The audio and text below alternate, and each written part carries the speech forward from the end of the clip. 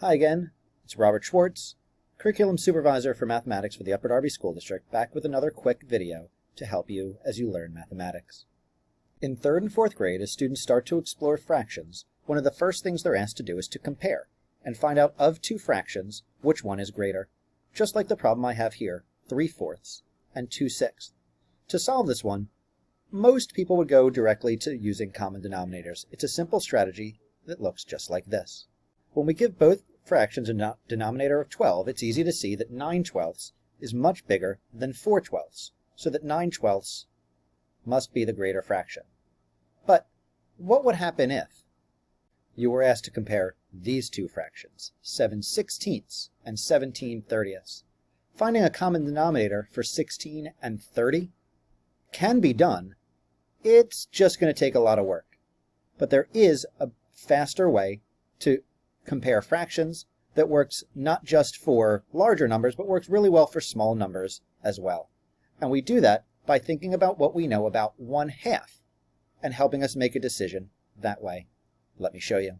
If we understand half as a number in between 0 and 1, getting its name because half of 2 is 1, we can think about other numbers that way and think about where they would be in relation.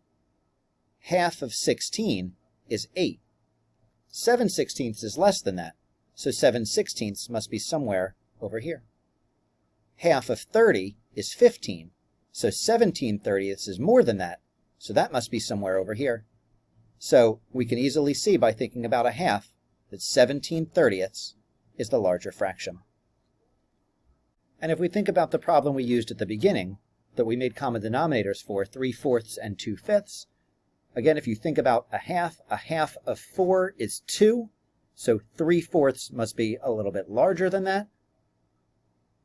Half of 6 is 3, 2/6 is a little less than that, so it has to be on this side of a half, and again, you can easily see why 3/4 is larger. Here's two problems you can try on your own.